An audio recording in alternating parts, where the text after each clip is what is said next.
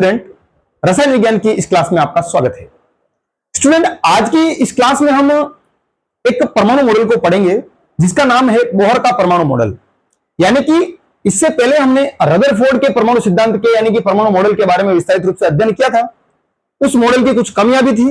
अब जो बोहर ने जो परमाणु मॉडल दिया था, उस परमाणु मॉडल से रदरफोर्ड के परमाणु मॉडल की कमियां जो है वो सुधारी गई। तो आज का जो हमारा टॉपिक है स्टूडेंट, वो है बोहर का परमाणु मॉडल। परमाणु मॉडल यानी कि प्रतिपादक है बोहर, प्रतिपादक पूरा नाम है नील्स बोहर। Niels Bohr.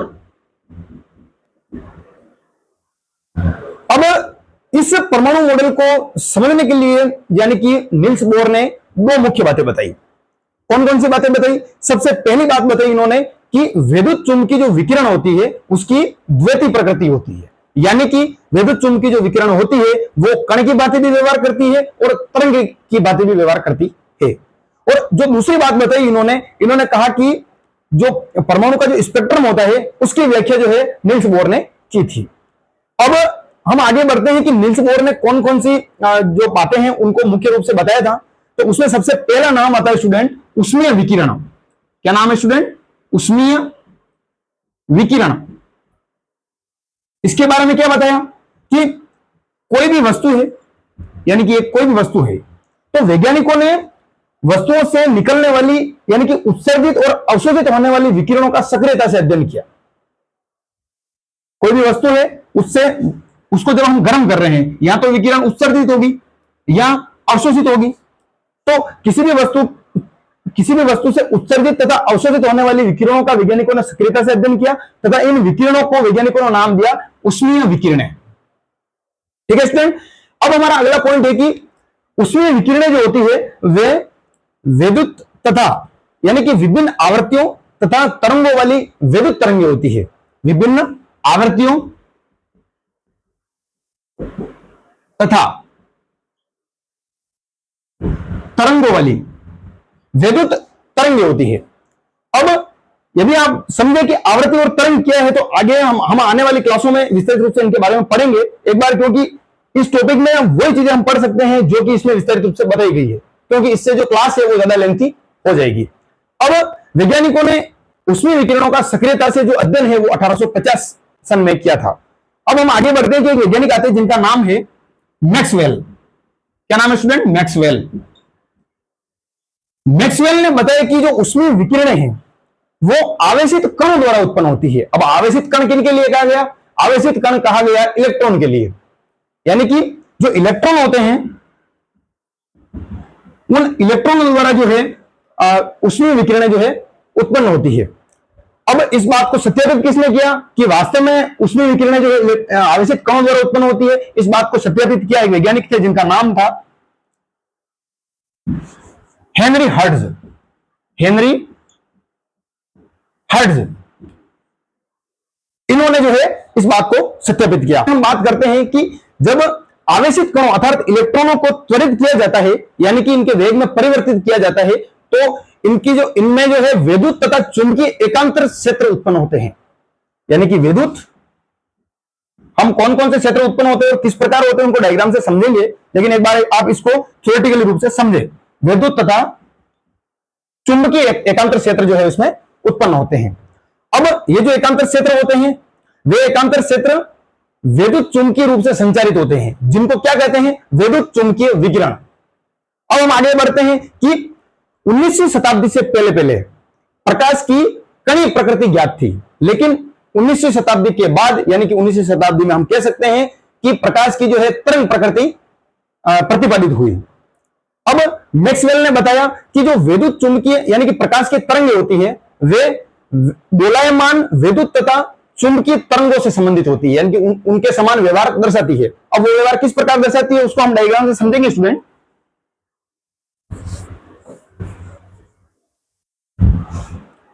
इस प्रकार से स्टूडेंट देखिएगा, विद्युत चुंबकीय विकिरण आई लेकिन उसकी प्रकृति सब जगह समान होती है। हम इसको एक दोलायमान रूप से समझेंगे। किस प्रकार समझेंगे कि इस प्रकार से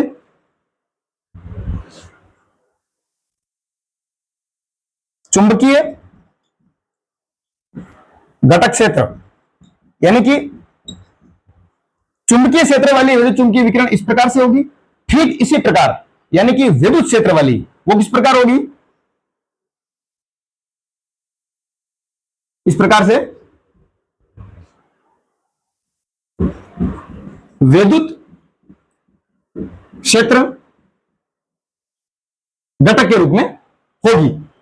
अब इनके क्या क्या गुण है उनको हम पढ़ेंगे कि यानी कि विद्युत तथा चुंबकीय क्षेत्र जो है वो एक दूसरे के लंबवत होते हैं।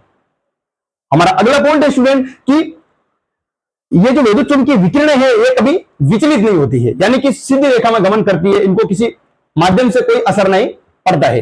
अब हम बात करते हैं कि विद्युत चुंबकीय जो विकिरणें होती हैं विभिन्न आवर्तियों तथा तरंग दैर्ध्यों वाली होती है।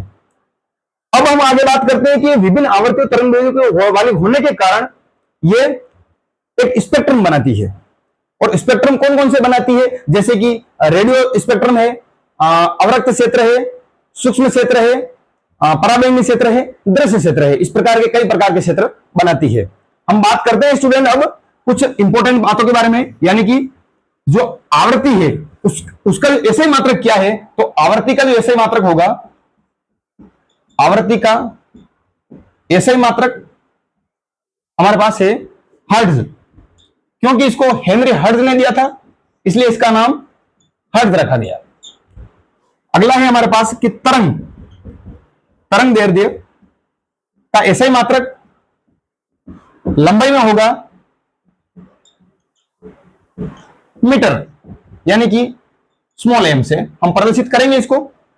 अब अगली एक इंपॉर्टेंट बात है स्टूडेंट कि विद्युत चुंबकीय जो विकिरणें होती है, ये निकाय में विद्युत चुंबकीय जो विकिरणें होती है स्टूडेंट, उनकी गति सदैव समान रहती है।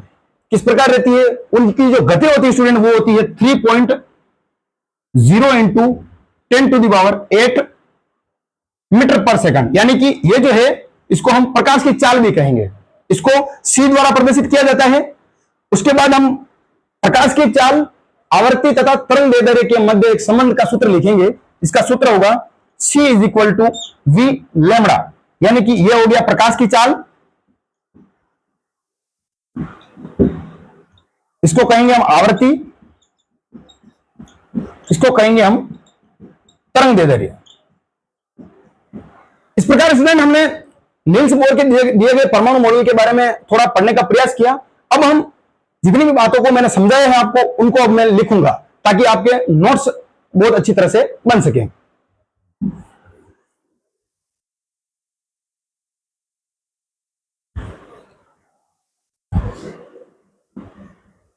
हमारा पॉइंट होगा स्टूडेंट कि बोहर ने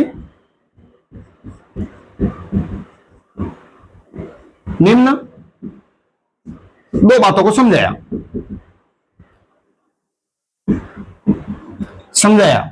किस प्रकार समझाया स्टूडेंट, हमारे पास पहला है विद्युत चुंबकीय विकिरण की द्वैती प्रकृति होती है,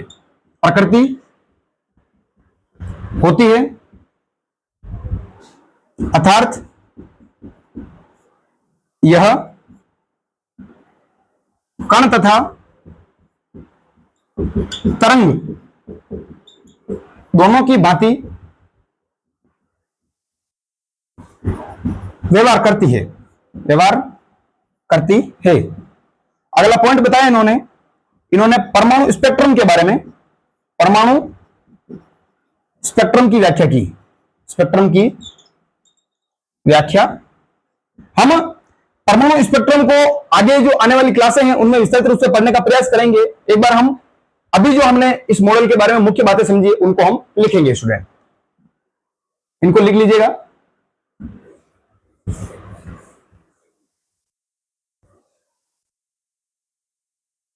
हमारा पॉइंट होगा स्टूडेंट ऊष्मीय विकिरण।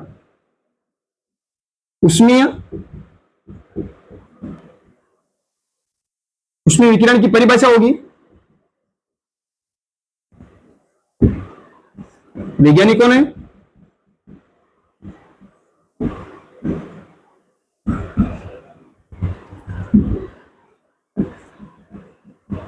वस्तु से निकलने वाली या उत्सर्जित या अवशोषित होने वाली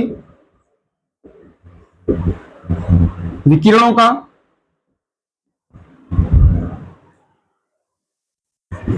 सक्रियता से अध्ययन किया, सक्रियता से अध्ययन किया तथा इनको ऊष्मीय विकिरण कहा, ऊष्मीय विकिरण कहा। हमारा अगला पॉइंट होगा स्टूडेंट, ऊष्मीय विकिरण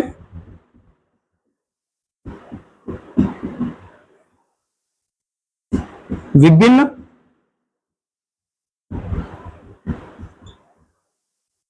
आवृत्तियों तथा तरंग दैर्ध्यों वाली विद्युत तरंगे होती है, विद्युत तरंगे होती है।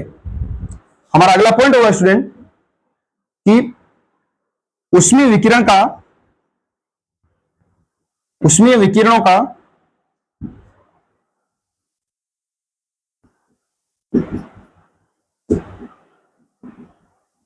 सक्रियता से अध्ययन 1850 में हुआ। अगला पॉइंट है स्टूडेंट हमारे पास, मैक्सवेल ने कहा कि ऊष्मीय विकिरणें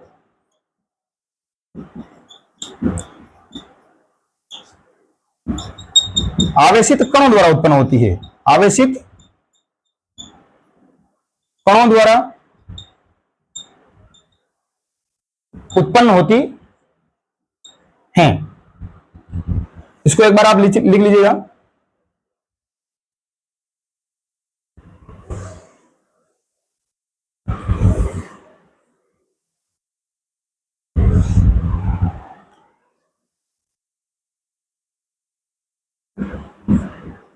इस बात को हेनरी हर्ट्ज ने सत्यापित किया जब आवेशित कणों को त्वरित किया जाता है तो विद्युत तथा चुंबकीय एकांतर क्षेत्र उत्पन्न होते हैं। हमारा अगला पॉइंट होगा स्टूडेंट, ये क्षेत्र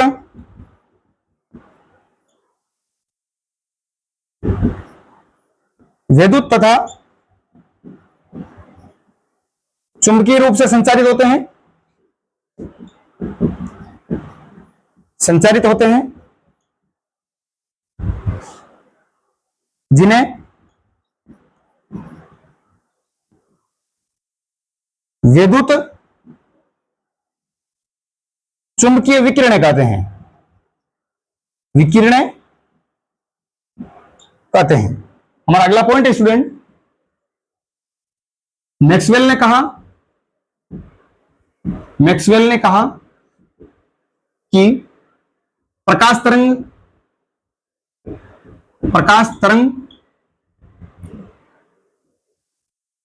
दोलायमान, जैसा कि हमने चित्र में पढ़ा था, दोलायमान विद्युत तथा चुंबकीय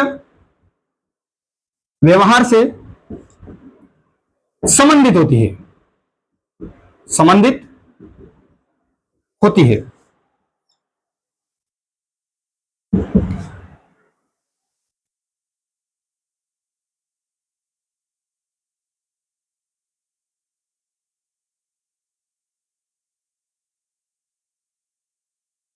ये हो जाएगा आपका चुंबकीय क्षेत्र,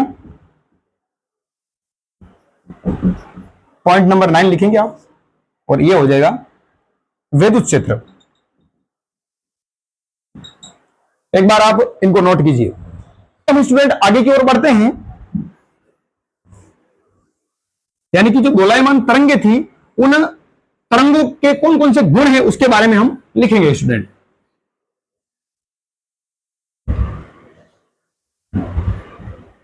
दोलायमान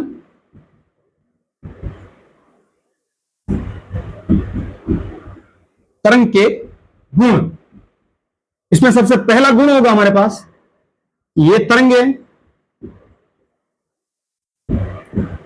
एक दूसरे के लंबवत होती है।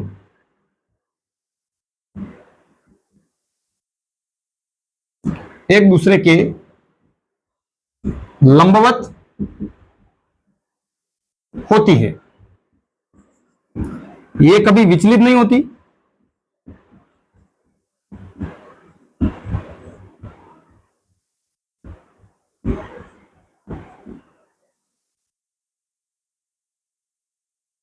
ये तरंगे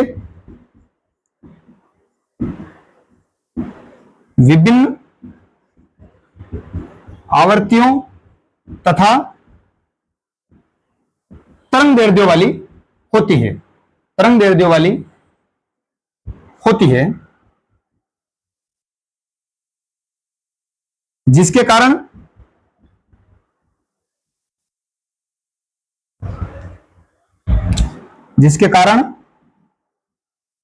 ये स्पेक्ट्रम का निर्माण करती है, स्पेक्ट्रम का निर्माण करती है। अब कौन कौन से स्पेक्ट्रम होंगे स्टूडेंट, इसको, इस बात को आप ध्यान से समझे। स्पेक्ट्रम का नाम, आवृत्ति तथा इनके कार्य। स्पेक्ट्रम होंगे स्टूडेंट रडार क्षेत्र, सूक्ष्म क्षेत्र, अवरक्त क्षेत्र, पराबैंगनी क्षेत्र और दृश्य क्षेत्र। इनकी आवृत्ति होगी क्रमशः 10⁻6, 10⁻3, 10⁻13, 10⁻16 और 10⁻15। ये सारी आवृत्ति जो होगी वो हर्ट्ज में होगी। अब इनके कार्य की बात करें तो इस रडार क्षेत्र का जो कार्य है वो आता है प्रसारण कार्य में, प्रसारण में। सूक्ष्म क्षेत्र का काम होता है रडार में। अवरक्त क्षेत्र का जो काम होता है गर्म करने में, वस्तुओं को गर्म करने में, और इनका कोई विशेष नहीं दिया गया है। एक बार आप इनको नोट कीजिए।